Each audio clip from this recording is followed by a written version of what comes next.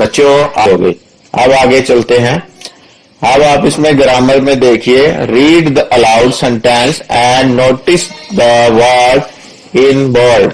आपने नीचे वर्ड ये सेंटेंस लिखे हुए हैं, आपने इन सेंटेंसेस को देखना है और जो लेटर ये बोल्ड जो आपको डार्क करके दिए हुए हैं तो इनको आपने देखना है, इनको नोटिस करना है।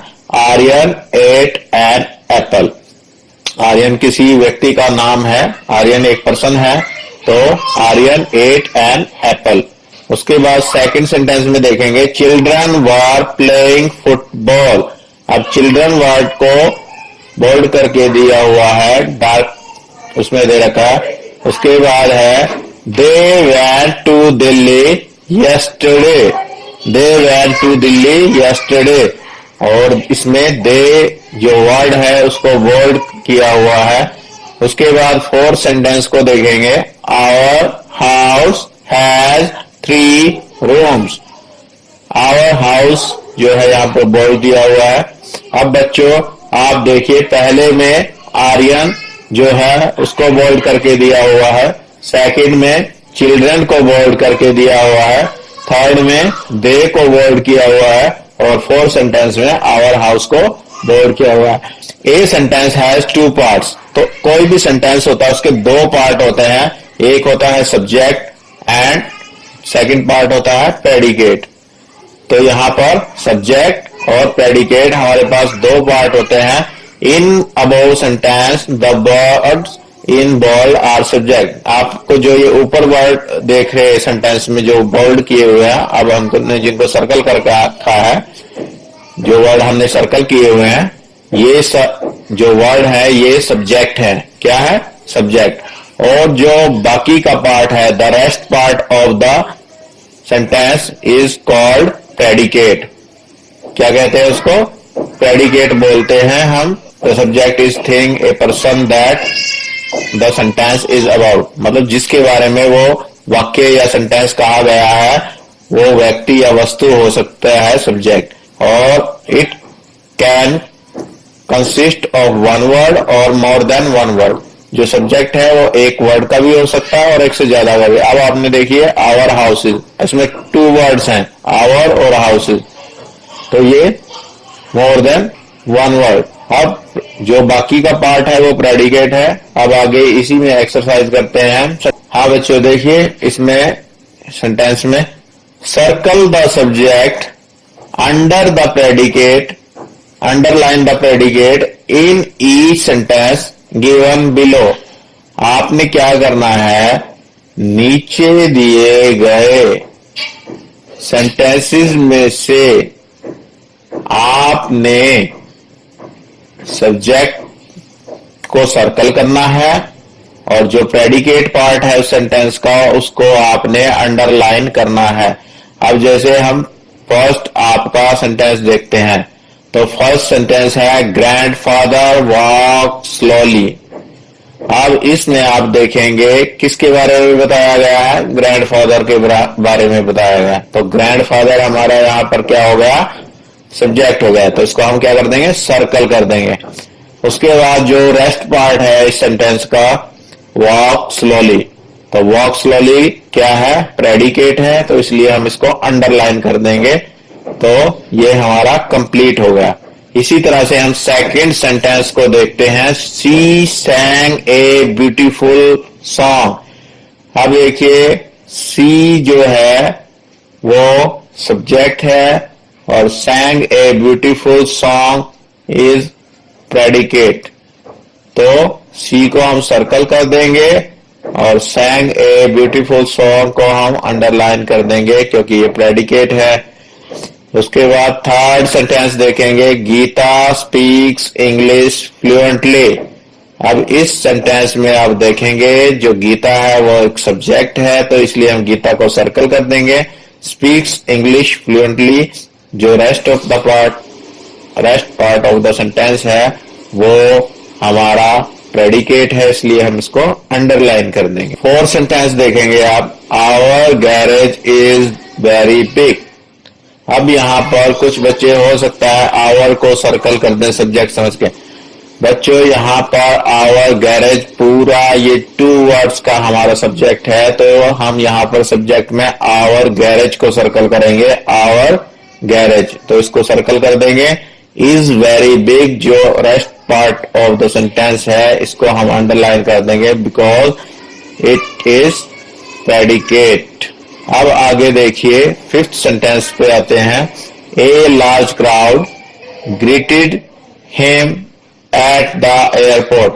अब इसमें देखिए ए लार्ज क्राउड, तो एक बहुत बड़ी भीड़ के बारे में बात की जा रही है, तो जो सब्जेक्ट है वो हमारा है ए लार्ज क्राउड, तो इसलिए हम ए लार्ज क्राउड इन तीनों वर्ड्स को सर्कल कर देंगे सब्जेक्ट में। और greeted him at the airport, ये हमारा प्रेडिकेट है, तो इसको हम अंडरलाइन कर देंगे। तो बच्चों आपने देखा इस तरह से हम किसी भी सेंटेंस के अंदर प्रेडिकेट और सब्जेक्ट को अलग कर सकते हैं या उसको फाइंड आउट कर सकते हैं। अब बच्चों आगे जाते हैं। List the members of your family in the circle given below. One has been done for you.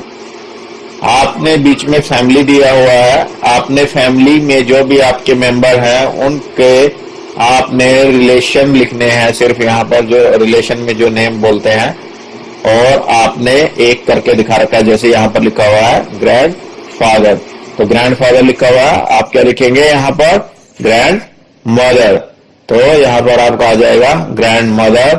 इसी तरह से ग्रैंड मदर हो गया, ग्रैंड फादर हो गया। और फैमिली में कौन होता है, जो आपके पिताजी हैं उनको आप क्या बोलते हैं, फादर, तो फादर हो गया फादर। उसके बाद फादर माता जी को क्या कहते हैं हम इंग्लिश में, मदर, तो मदर हो गई आपके फैमिली में। और कौन होता है, आपके भाई या बहन होंगे, तो ब्रदर एंड सिस्टर, तो आपके जो भी भाई है या बहन है, भाई को हम ब्रदर कहते हैं और सिस्टर बहन, तो ब्रदर और सिस्टर, ब्रदर एंड सिस्टर।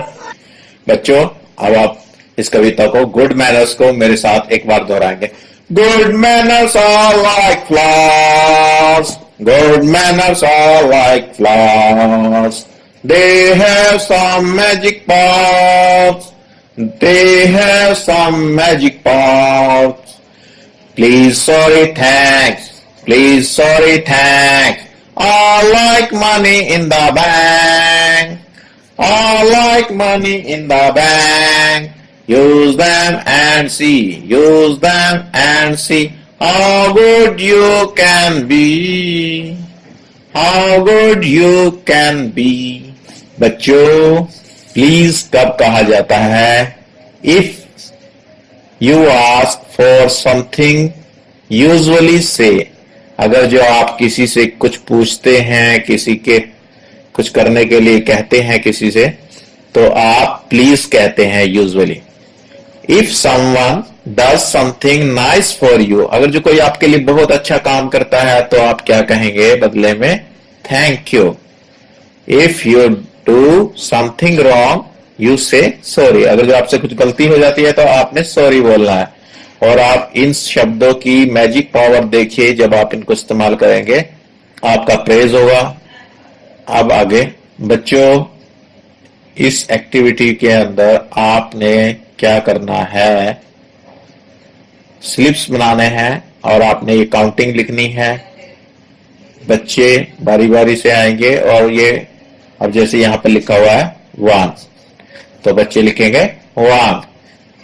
दूसरे में क्या लिखा हुआ है बच्चों, 2, आपने ये वर्ड्स के अंदर लिखना है 2, और उसको बाद में अपनी नोटबुक में भी राइट करना है और आपने स्पीक भी करना है 2। नेक्स्ट क्या है 3, next 4, 5, 6, 7, 8, 9, 10, 11, 12, 13, 14, 15, 16, 17, 18, 19, 20, 21, 22, 23, 24, 25, 26, 27, 28, 29, 30, 31 और बच्चों इस तरह से हमारी काउंटिंग पूरी